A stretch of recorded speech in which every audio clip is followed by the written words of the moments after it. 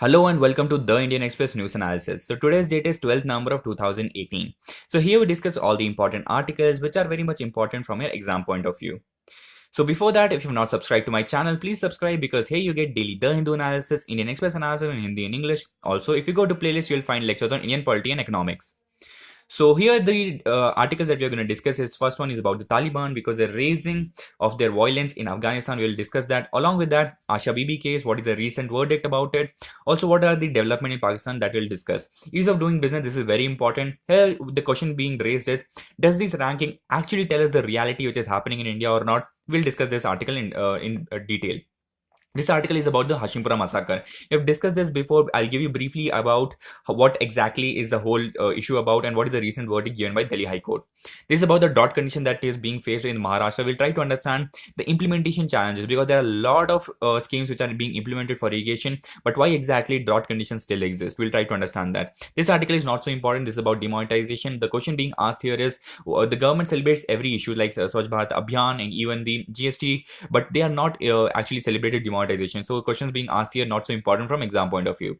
So today's quote is the difference between ordinary and extraordinary is that little extra. So you need to understand if you're preparing for any of these exams that you need to put in more extra effort. Only then that you can actually achieve what you want to. Moving forward, this is about the explained page. This has a basic article about India's neutrino observatory. So neutrino is basically a neutral particle which does not have any charge. So we are trying to observe it because this is everywhere, but it is very difficult to detect it. So we are trying to make an observatory in Tamil Nadu, which is basically in the Bodhi West Hill. So recently it has got a clearance, so that's why it is in news. So here you see all the scientific research will be done here and nothing will come out. Say any radiation, any kind of radiation will not come out. That's the reason they have selected this place in Tamil Nadu. Next thing is about talking to Taliban. So we need to understand that recently there were elections in Afghanistan and we saw that Taliban has gained a lot of prominence here. They're actually bombing even government places. So they have become very powerful. In order to actually curtail them, there are a lot of basically conference being held in Russia and a lot of places where Russia, China and India is involved. The question first is asked is, should India actually get involved in? The answer is yes, because we have been investing a lot of money into Afghanistan and also we share a lot of goodwill with Afghanistan. That's the reason we want to actually be a part of their peace process. Also, we acknowledge that the whole of peace that will actually eventually come in Afghanistan will only come from Afghan owned and Afghan led movement, not from outside forces. Also, we do not differentiate between good Taliban or bad Taliban. For us, Taliban is a Taliban because they are actually spreading terrorism in Afghanistan. That's why we curtail them in the same way, irrespective. There's no distinction between Taliban. Also, one of the solutions that we need to understand is not a military solution. Just like North Korea, we understand we have been hitting a pacification only by means of talking dialogues. That in the same way, even in Yemen, we need to understand that we have to talk. Only dialogues can actually reduce the war. In the same case, Afghanistan also. If military solution was the only solution, we would have definitely got the solution by now. But since it's not the only solution, that's the reason we have to switch to diplomatic and dialogues also.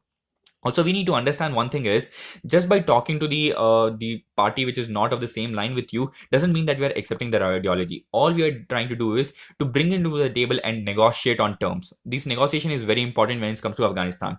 And here you can see the map of Afghanistan. You can see the capital here, Kabul. The adjacent bordering countries here, Iran is there, Turkmenistan, Uzbekistan, Tajikistan, Pakistan, and India is there. So their capital is basically Tehran. You can see here. Here you will see Ashgabat. Here you will see Tashkent. Here you have Dushanbe, and here you of course know Islamabad and India, obviously New Delhi, and yeah, that's all.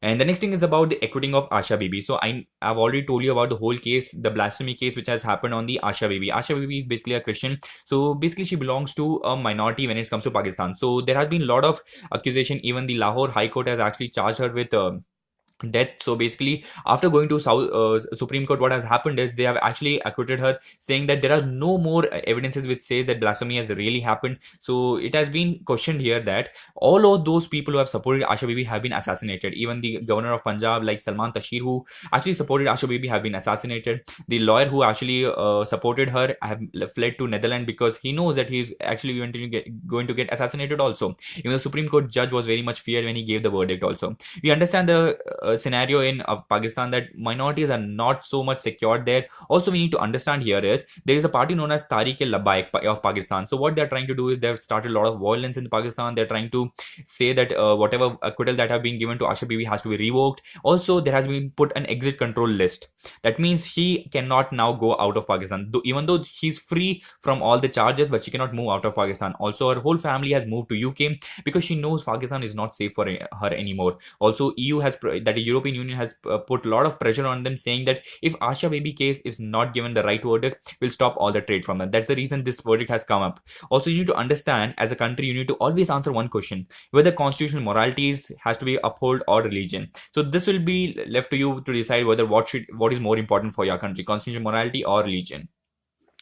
Next thing, this is the same thing about what you have discussed. The next thing is about the Hashimpura massacre. So this happened in 1987, and the people who were involved in were basically 16 PSC. PSC basically Provincial Armed Constabulary. They are basically special police forces in the Uttar Pradesh. So what they basically did was they actually killed a lot of Muslims in 1987. So the reason why this is in news is because recently Delhi High Court has given a verdict saying all those people who were involved in this killing will be actually go for life imprisonment. Many of people have already died. They have retired personal. But what we need to understand is this delayed justice real justice? So this is one of the debatable questions that we need to ask ourselves.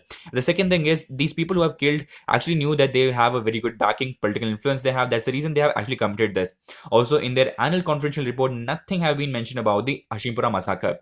And there are a lot of other incidences like the Bombay riots, Gujarat riots, and the anti-Sikh riot in 1984. All these tell you this same story. But one thing you need to understand is if we want to keep an image of secularism in our country, we need to understand such incidences should reduce. Only then we can actually promote ourselves as a secular country. Next thing is about ease of doing business. So we already know that our ranking has been improved by 23 points. We are now at 77 out of the 190 countries that were evaluated, because the forefront reason was actually improvement in the construction permits. If you want to construct something, you get permit very easily.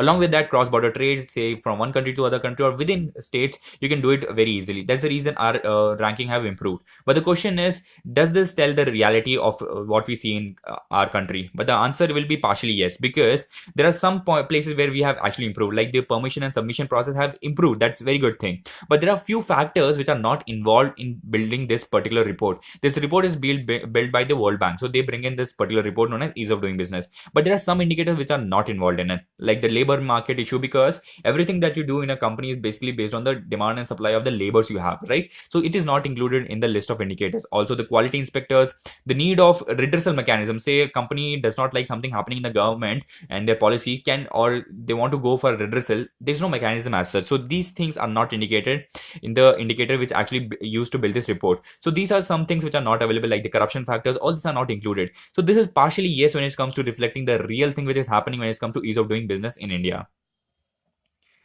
Following which we'll discuss about the less crop per drop. So this is basically with relation to Maharashtra, but the original tagline was more crop per drop. That is, you are growing more crops with the available amount of water. But the question we need to ask here is, Maharashtra is facing a lot of drought, and there are a lot of drought relief being given by Devendra Fadnavis, who is basically the CM of Maharashtra. But the question we need to ask is, there are a lot of already existing schemes like Pradhan Mantri Fasal Bima Yojana, which is actually being created just to actually cater to the farmers who are being facing drought condition. If the central assistance is already provided, why do we need more relief? That's the first question. Second question is, we have been investing a lot of money from last 15 years on irrigation projects. So why is it not just affecting anybody irrigation, or why is the water table still reducing if we have so much invested in the irrigation process? So what we need to understand here is that all these irrigation scheme and all the irrigation project that we have started, there has been a lot of lacunas when it comes to implementation. There's not much of accountability, transparency when it comes to implementation. So it's still doubtful whether the farmer has really got the irrigation facility or not. So whether the water has actually reached the farmer is still a question that has to be answered. So what we demand here is transparency in the system, that the scheme has to be implemented. Along with that, whatever project that you have done, there might be some of the scams which was also in news. We have to first remove all those scams which have happened in the field of irrigation. Only then will the water actually reach. When it comes to Maharashtra, there are a lot of districts where there is surplus amount of water. Yes, there are a lot of districts which has water, and some of the district does not have water. So this transfer of water and this equity amount distribution of water is very important. Also, we need to understand that we need to adopt some efficient cropping pattern. if we know that water is not available, then we need to actually switch from water intensive crops to less intensive crops. Only then you can improve the situation. And let's have a look at the map here. There are basically 6 states which are adjacent to Maharashtra. You can see here Gujarat, Maharashtra, you can see Chhattisgarh, you can see Telangana, you can see Karnataka and Goa. So these are basically the 6 states which actually enclose Maharashtra, and here you can see the capital here, Mumbai.